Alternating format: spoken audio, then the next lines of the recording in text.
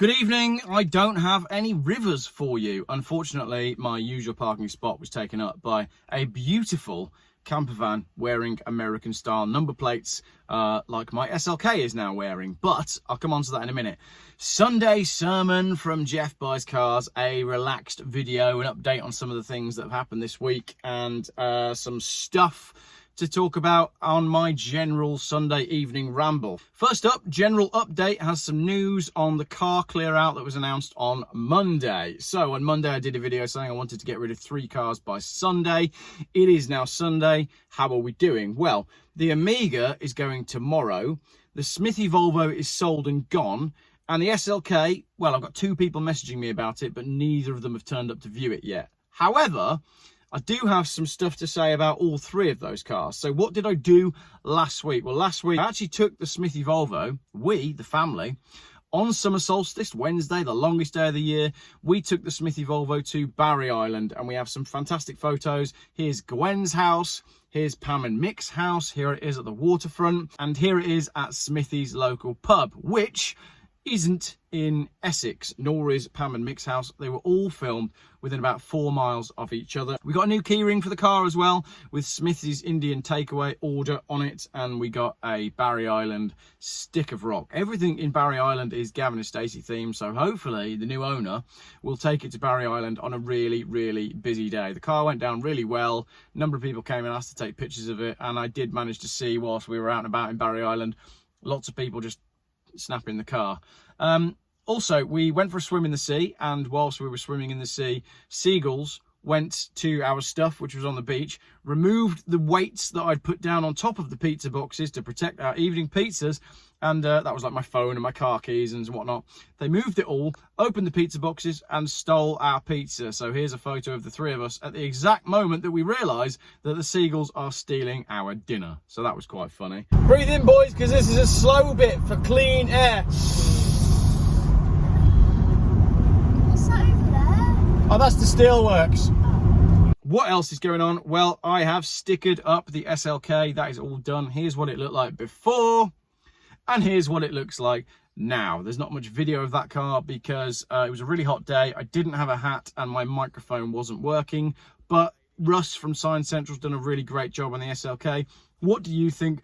Does it look better now, or did it look better before? Look, I told him it wasn't a good idea, but he's a perfectionist and he's convinced me that this is going to come off beautifully and look like it came straight out of California. Caravans and traffic. Today I had to shoot up to my mum's house, which is a number of junctions up the motorway. I thought, no worries, nice clear day, I'll get up there and back to crack on with moving house. More on that in a minute.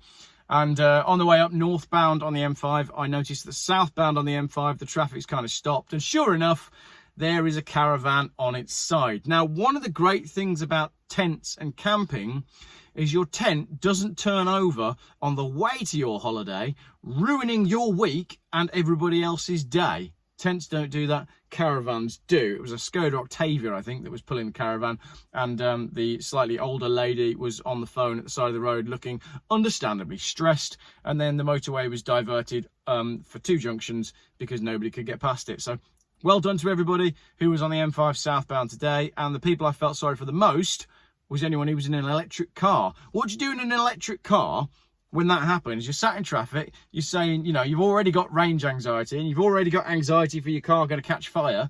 You've got 60 miles left and now you're in standstill traffic and you want to have your aircon on.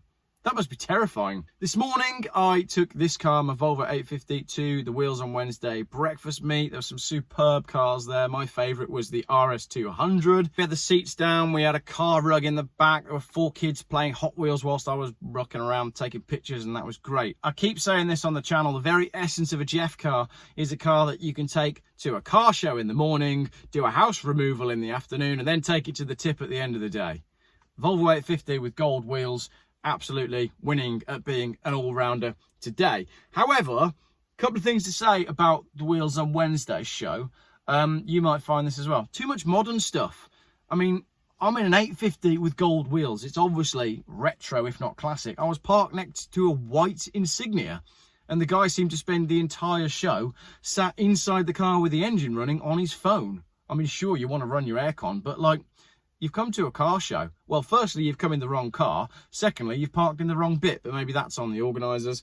Secondly, for my second moan about car shows, don't leave your alarm on. At one point in this car park, which is basically a giant field, there's a Ford Granada at one end with the alarm going off and some Honda Civic down the other end with the alarm going off. And also, it's always Honda Civics that drive in revving the nines off of their engine. Why is it always Honda Civics that do that? Secondly, as I said, I'm moving house. Yesterday, I spent the day packing up my house. And whilst I was doing that, I was listening to Joe Rogan and Robert Kennedy Jr., episode number 1999. Not going to say too much more about it because I'll get my channel deleted. Go and listen to it. It's absolutely mind-blowing for a number of reasons about mostly about Anthony Fauci and the vacuum that we can't talk about.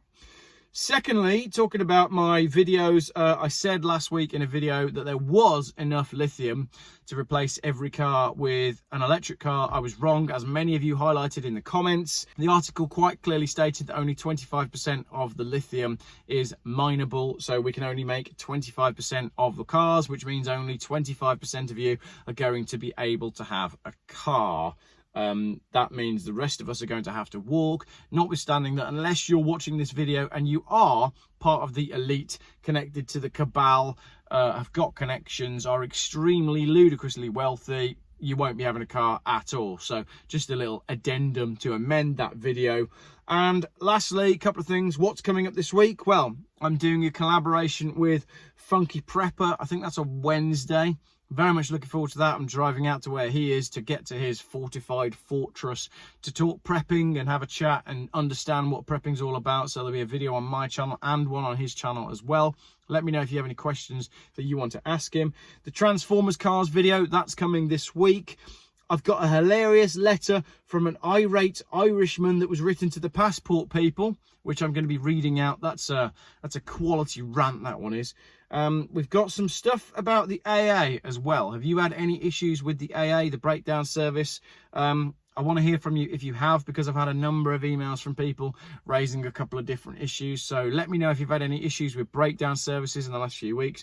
And you tell me. What have you got? What do you want me to address? I've got plenty of articles in my inbox that I need to dig into, but what's happening in your world? What are the issues that matter to you? Let me know. Pop me an email over at geoffbuyscars@gmail.com. Lastly, I want to do a track day. Do you want to come on a track day with me? I was ragging my 850 diesel around earlier on, and I was thinking, wouldn't it be fun to do a track day alongside another similar car, maybe a fast Saab Estate, or a Volvo 850 or V70 T5, and we'll go to a track day, we'll do the same amount of laps in a similar style of driving and see who uses the most fuel. Let's do a Volvo 850 TDI fuel economy challenge on a track day. I think that'd be really fun. And lastly, some people have been emailing me saying they can't find the link to join me in September for the Geoff Buys Cars Dyno Day. It's, I think, 60 quid, might be 65 quid, depending if your car's front-wheel drive or four-wheel drive. Come along. It's a small social. There'll be coffee. They'll be looking at cars. They'll be hanging out. They'll be chatting. And there'll be a whole load of cars going on a dyno. There's going to be some awards like most power, least power, Chris the Dyno Man's top pick, best wheels, nicest haircut, best dressed male, best dressed female, best dressed trans. No, we won't have any of that. It's going to be a fun day out, miniature social, dyno, lots of different cars on the dyno. I've got some really great cars booked into the dyno already, a real wide mix, and that's quite exciting. So make sure you're on the Geoff Buys Cars Dyno Day. If you want to join me on a track day, let me know. If you think there's a video that needs addressing on my channel, then hit me up. And other than that, yeah, moving house tomorrow, so wish me luck. Probably won't do a video tomorrow. If I do a video, then it's one that has been pre-recorded. I wish I was by the river, because I would 100% jump in, because it has been hot. No planes for the last few days. Have you noticed that? How have the skies been by you? Right, lots to say on that video. Now, must go and carry on moving house. All the best, everybody. See you in the week.